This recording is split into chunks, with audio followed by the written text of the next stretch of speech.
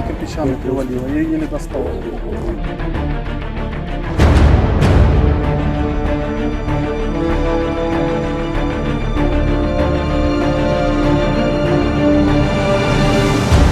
Целый, все, муж у меня там погиб на кухне, привалил.